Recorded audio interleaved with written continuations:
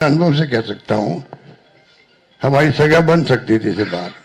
तो उन हालातों में लोग जो प्राइम मिनिस्टर हो, चाहे गृह मंत्री हो या इनके खुद के लोग हों, जिस प्रकार ये राजनीति कर रहे हैं, दंगल के आधार पर कर रहे हैं, आप हम सोच नहीं सकते। जो अनुभव बताता मैं मध्य महाराष्ट्र का भी, कोई सोच नहीं सकता किस प्रकार ये धनबल का उपयोग करते हैं चुनाव जीतने के लिए। चुनाव आयोग की हालत आप जानते हो। ऐसा चुनाव आयोग, मैं 50 साल राजनीति कर रहा हूं और मैंने देखा है केंद्रीय मंत्री के रूप में भी और मुख्यमंत्री 3 बार में रहा हूं। ऐसा माहौल इलेक्शन कमीशन में, इतनी बदतमीजी, इस प्रकार का व्यवहार विपक्ष के साथ में मैंने कभी नहीं देखा आज तक। उनके पत्र भी आएंगे खड़गे साहब के पास में, किसी के पास में, तो लैंग्वेज लिखी होगी, वो आप सोच सकते हो कि क्या स्थिति बनती है, क्या लिखते हैं। प्रेस कॉन्फ्रेंस करेंगे, क्या आरोप लगाते विपक्ष पे, ऐसा कभी आज तक नहीं हुआ। लोगों का विश्वास उठ रहा है इलेक्शन कमीशन से भी, चाइना में भी और रशिया में भी इलेक्शन कमीशन है, वहां पे भी। पर चुनाव वहां एक पार्टी जीतती है, तो क्या हम अपने मुल्क को उस दिशा में जाना चाहते हैं? वो चिंता हम सबको होनी चाहिए, आपको भी होनी चाहिए।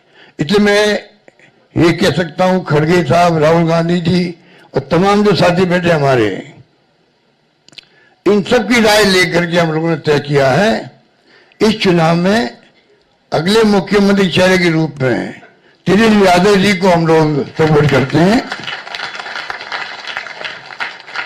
जो एक नौजवान है, लंबा फ्यूचर है इनके साथ में। और मेरा अनुभव से मैं कह सकता हूं, जिसका लंबा फ्यूचर होता है, पब्लिक उनको साथ देती है। ये नौजवान है, कमिटमेंट रखते हैं।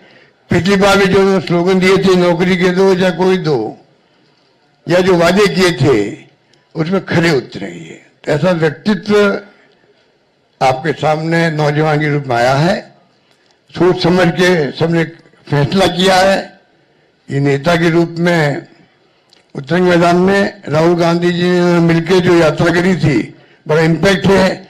आने वाले वक्त में इनके अलावा राहुल जी भी आएंगे और नेता आएंगे, प्रियंका जी भी आएगी, सब नेता आएंगे और हम सब जो बैठे स्टेज पर, सब मिलकर संकल्प किए हुए हैं कि जो हालात देश के हैं, देश हित के अंदर और देश चाहता है उसके अनुसार हम चाहेंगे कि बिहार में ये जो लंबे समय तक नीतीश कुमार जी रहे हैं सत्ता में, अब कुछ कर नहीं पा रहे। अब तो हम पूछना चाहते हैं अमित शाह जी से, इनकी पार्टी के अध्यक्ष जी से, क्या बताइए, हमारा नेता तो हो गया तेजस्वी यादव, आपका नेता कौन है बता दीजिए।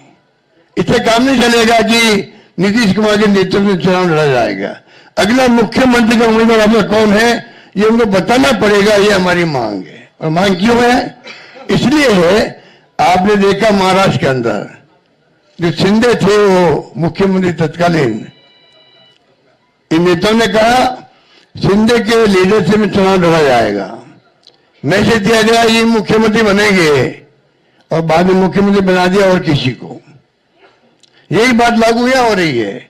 अमित शाह जी आए, कहते चले गए, हम चुनाव के बाद में तय करेंगे मुख्यमंत्री कौन बनेगा हमारा, पर नीतीश कुमार के नेतृत्व में चुनाव लड़ा जाएगा। तो महाराष्ट्र का एग्जाम्पल सबके सामने। इसलिए मैं इतना कहना चाहूंगा कि चुनाव में हम लोगों ने सोच समझ के तेजस्वी जी को घोषित किया नेता, और हमें पूरा यकीन है कि जो है तेजस्वी जी की घोषणा करना मायने रखता है। और साथ में सबकी राय बनी है कि जो हमारे अन्य पिछड़ा वर्ग के साथी हैं, मुकेश सहनी जी, जिनको आप सब जानते हैं, मुकेश सहनी जी, जो एक संघर्ष करते हुए यहां तक पहुंचे हैं, अपनी पार्टी बनाई है, अपनी अकल होशियारी से, अपनी मेहनत से बनाई है, गरीबों के मसीहा के रूप में, अपनी कौम के मसीहा के रूप में उभर के आए हैं। ऐसे नौजवान को हमने तय किया है वो उप मुख्यमंत्री होंगे। साथ में इसके साथ में जो आपके यहाँ बहुत सारे समाज भी हैं, सामाजिक इक्वेशन अलग तरह की है, तो जो अन्य सामाजिक वर्गों के लोग हैं उनमें से मुख्यमंत्री और बनाए जाएंगे, उप मुख्यमंत्री और बनाए जाएंगे। यही बात है कि मैं अपनी बात समाप्त करता हूं। धन्यवाद।